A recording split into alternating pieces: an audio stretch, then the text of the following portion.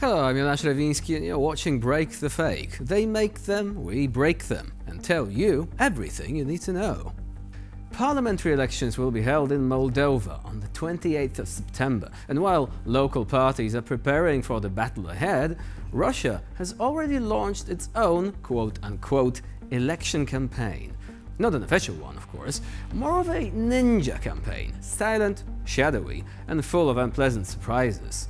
President Sandu said in an interview with the Financial Times that Moscow is targeting not only voters in the country itself, but above all, the diaspora, which helped her win the last time round. Now, according to the Central Election Commission, it was Moldovans abroad who overwhelmingly supported Sandu. Within the country, her opponent, Alexander Stoyanoglu, was actually leading by a small margin. Now, the Kremlin drew conclusions from this. If the so-called Russian world is stalling within the country, nobody really wants it, then heavier artillery must be brought in abroad, which in Russia's case means mostly bots and priests?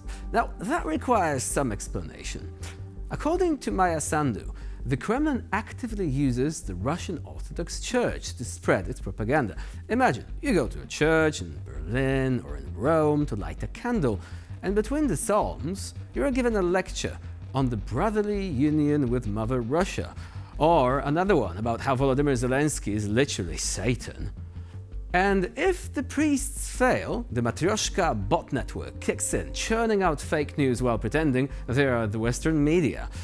Which is the real problem. Going online, you see, means unlimited access to content. But how do you curate it?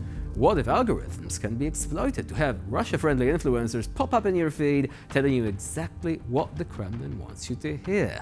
Actually, scratch the what if part. It's already happening. In fact, Moscow already tested this model last year.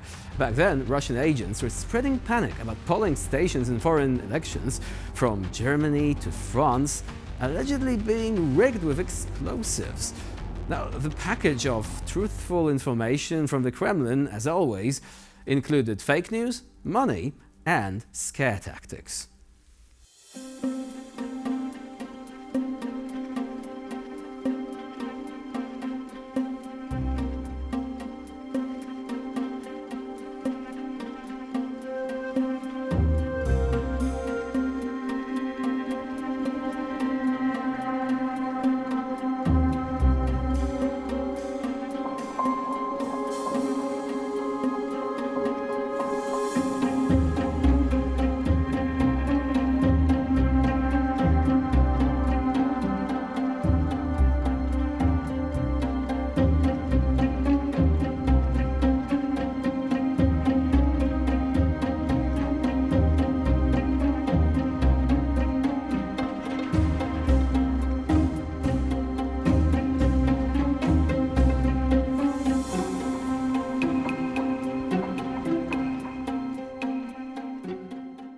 See that? This was only one example of how Russia is actually trying to do this sort of smear campaign tactic against Sandu. And it wouldn't have been the first time either. I mean, they once tried to prove, of course they failed at that, but still they really tried very hard to prove that President Zelensky is a drug addict. I mean, they will stop at nothing. All they want is for people to perceive all these democratic leaders in a negative light, while forgetting that Russia is committing war crimes, obviously. But, you know, the main intrigue of this current campaign is whether the pro-presidential party Action and Solidarity, which is leading the country towards the European Union, will actually retain its majority, or whether the guys from Stoyanoglu's alternative bloc will try to sit on two chairs by calling for, you know, harmony with everyone. The kind of harmony, by the way, that somehow always ends with a Moscow conductor and a foreign anthem playing.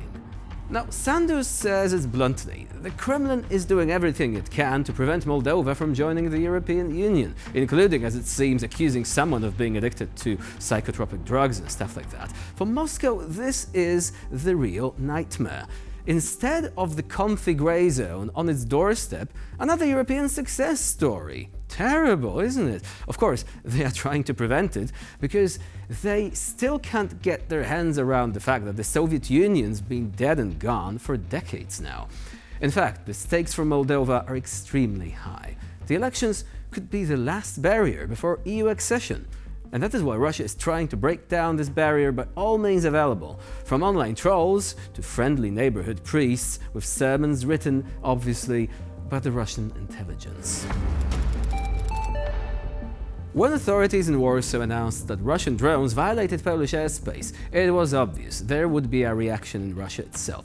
Now, we're not talking about the authorities here, but the ordinary folks on the streets, which, to be fair, makes little difference, because the narratives are surprisingly familiar and consistent. Want to see what happens when you literally have entire generations living under the constant influence of propaganda? First, I'd like to make sure you're safe though. Are you resistant to industrial doses of cringe? Will your brain melt when you hear that Russia has never, ever attacked anyone? Okay, if you're ready, let's jump into this latest geopolitical equivalent of a flat earther Congress together. Here we go. Нападают на Россию, потому что у Украины буксуют дела ВСО. Она топчется на одном месте, а больше того уходит вглубь своей страны. И это Зеленскому не нравится. Ну и придумывают всякие вот такие авантюры. Типа как в Буче было, как сейчас, ну еще что-нибудь типа этого.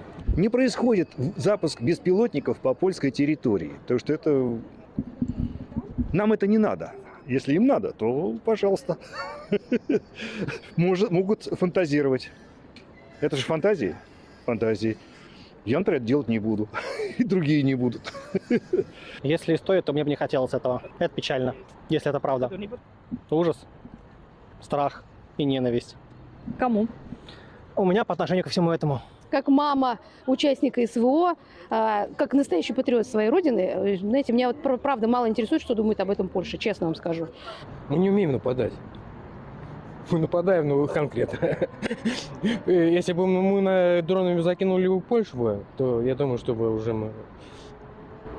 Поляков уже не существовало. Извините, все. Я думаю, нет. Наверное, Россия никогда ни на кого не нападала. Он только всегда защищал свою территорию, сколько я помню. Да нет, не стоит и Польши бояться. Никому мы не угрожаем. И нафиг она нам нужна в 100 лет, это Польша. Россия мощная. Страна никого не боится, ни на кого не нападает.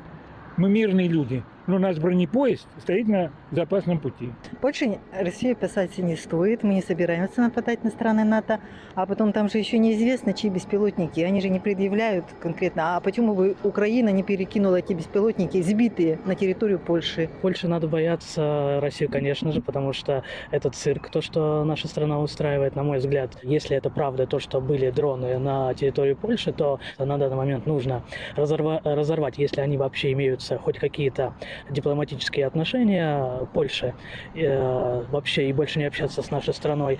Вот, это первое. А второе, на мой взгляд, надо созвать Совет Безопасности или еще что-то и разобраться, почему так происходит. So yeah, this video has it all. From Soviet-born nonagenarians still feeling nostalgic about trains hauling nukes across the tundra to clueless 20-somethings who call Russia peaceful.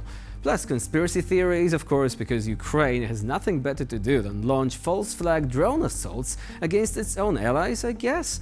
This, however, is the real problem here. Sure, the Russians were always going to believe this nonsense, but let's not forget, there is a statistically non-negligible number of people in Europe who also do. In Poland, folks online literally rushed to listen to some Jim Bro influencer about how Ukraine was to blame for the drone incident. And this is what the real attack was really about. Not the unarmed drones, but the disinformation offensive that followed, which begs the question, is NATO's soft underbelly really the Suwałki Gap? Or is it the minds of its own public being gradually conditioned to believe Kremlin narratives? This is not just Russia boiling the Western frog here. It's come to a moment when some frogs are actually enjoying being cooked, it seems. And with this, we conclude this edition of Break the Fake. Please stay with us here on TVP World for more latest news and updates.